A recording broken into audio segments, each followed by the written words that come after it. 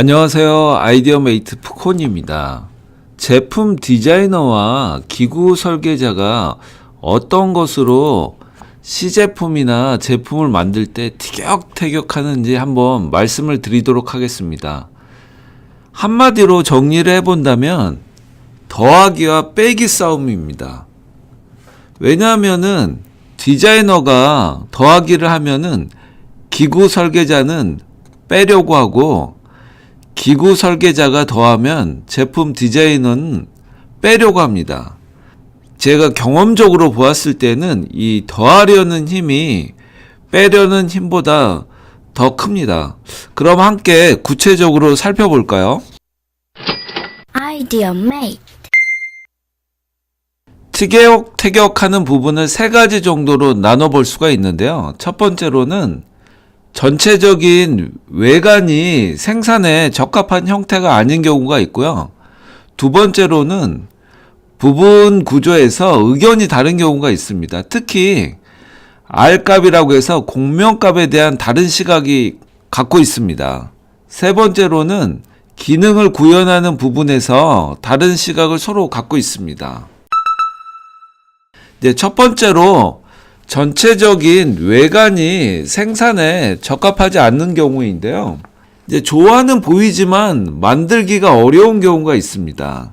이렇게 이제 회로 부분이 들어가는 사물 인터넷 제품 같은 경우는 외관은 이제 누가 보아도 이쁘고 소비자가 사용하기에 편리하게 보이는데요. 조립 구조가 잘 나오지 않는 경우가 있습니다. 여기서 보시면은 이 위쪽 부분하고 아래쪽 부분이 조립이 돼야 되는데 이런 게 좀 어려운 구조로 되어 있는 디자인이 있습니다. 조립 구조를 만들기 위해서 외관을 여러 부품으로 나누게 되는데요. 이렇게 여러 부품으로 나눠도 이 속 안에 들어있는 내부 부품에 의해서 이 최악의 경우는 조립 구조가 안 나오는 경우도 있습니다. 이럴 때는 기구 설계자는 제품 디자이너에게 모든 작업을 0으로 만드는 디자인 전면 수정을 요청하게 됩니다. 제품 디자이너 입장에서는 기구 설계자에게 그러면은 추가적인 것을 이용해서 만들어 달라, 이렇게 플러스적인 요구를 하게 됩니다. 두 번째로는 부분 구조에서 의견이 다른 경우인데요. 실무에서 많은 의견 차이를 보이는 부분으로 이 R값, 공명값에 대한 의견 차이가 매우 큽니다. 특히 이 R값에 대해서는 제품 디자이너와 기구 설계자가 굉장히 민감합니다. 이 제품 디자이너가 사용하는 프로그램 툴들은 공면을 이렇게 자유롭게 만들 수가 있습니다.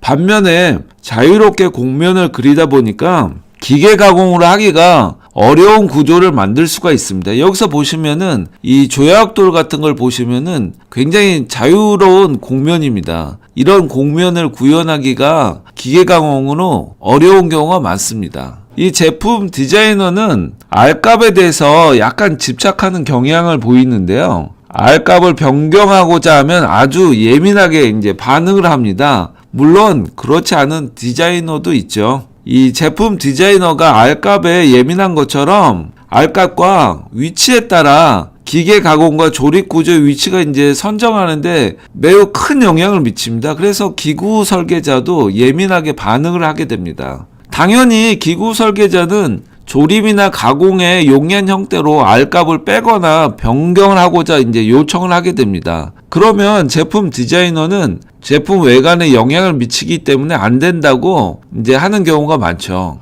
이렇게 보면 정말 별것 아닌데 서로 막 목숨 걸고 싸우는 경우가 많습니다. 서로 살살 합시다. 세 번째로는 기능을 구현하는 부분에서 이제 서로 다른 시각을 가지고 있습니다.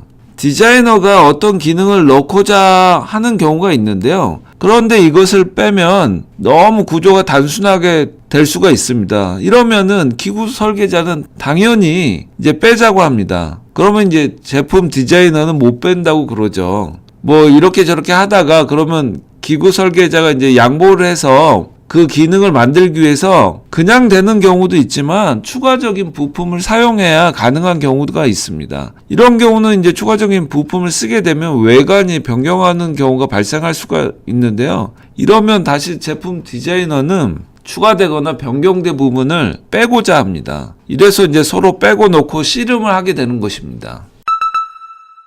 그래서 저는 이렇게 하고 있습니다. 더하고 빼는 기준 3가지를 정하고 있는데요. 1, 2, 3 순서대로 번호를 체크하면서 진행을 합니다.